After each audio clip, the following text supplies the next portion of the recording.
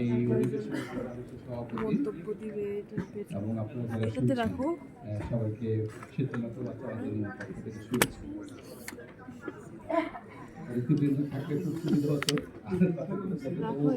DG sir আছেন, উনি নিশ্চয়ই এফোর্ট করবেন আর কি। আপনারা জানেন যে বাংলাদেশ পৃথিবীর অন্যতম ছোট একটা ভৌগোলিকভাবে ছোট একটা রাষ্ট্র, ঠিক আছে, কিন্তু জনসংখ্যার দিক থেকে কিন্তু বিরাট একটা রাষ্ট্র, তাই না? সবচেয়ে ঘনবসতিপূর্ণ দেশ। একটা হচ্ছে যে রাশিয়া পৃথিবীর প্রায় অর্ধেক দখল করে আছে, কিন্তু তাদের লোক সংখ্যা আমাদের চাইতে কম, ঠিক আছে।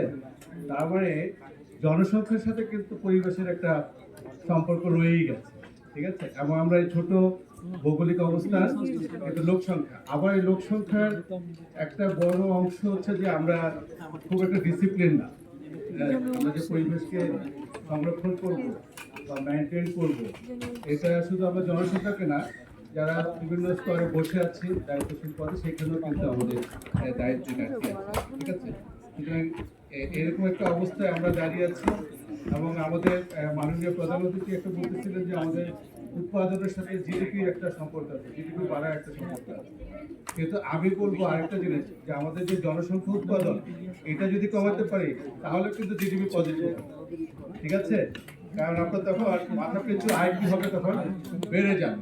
সুতরাং আমাদের একটা অন্যতম গুরুত্বপূর্ণ দায়িত্ব হওয়া উচিত যে জনসংখ্যাকে কিভাবে আমরা কন্ট্রোল করবো। আমরা যখন 71-এ আপনারা হচ্ছে যে বাংলাদেশ পেয়েছি, তখন আমাদের জনসংখ্যা ছিল 7.5 কোটি, বর্তমানে এটা 18 কোটি, যেটা কোনোভাবে হতে দেওয়া যায় না।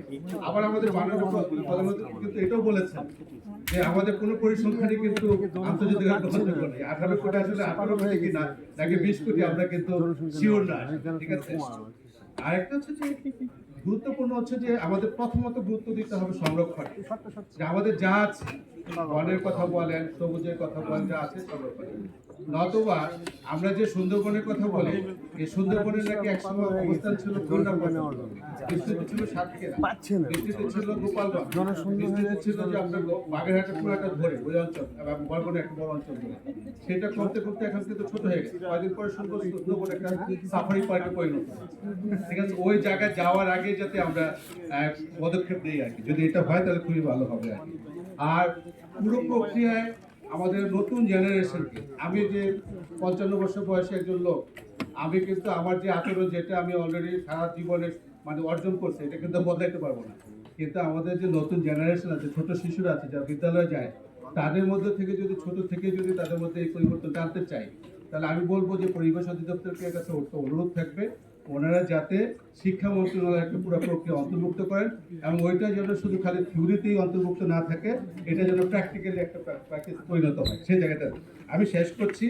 আর হচ্ছে যে ইন্ডাস্ট্রিয়াল জোন করার ক্ষেত্রে আমাদের সারা দেশে ইন্ডাস্ট্রি করতে হবে এরকম কোনো বাধ্যবাধকতা নাই, ঠিক আছে। আমাদের মনে হয় ইন্ডাস্ট্রিয়াল জোনগুলো মানে প্ল্যান অনুযায়ী হওয়া উচিত, যে কোথায় হতে হবে। আমরা যেখানে এগ্রিকালচারের সুযোগ আছে সেখানে ইন্ডাস্ট্রিয়াল এগ্রিকালচার বেস্ট হোক, কিন্তু যেখানে আমাদের বন্দরের কাছাকাছি বা অন্যান্য যেসব ইন্ডাস্ট্রিগুলো আছে সেগুলো আমরা দেখি যে বিচ্ছিন্নভাবে সারা দেশে ইন্ডাস্ট্রি হয়।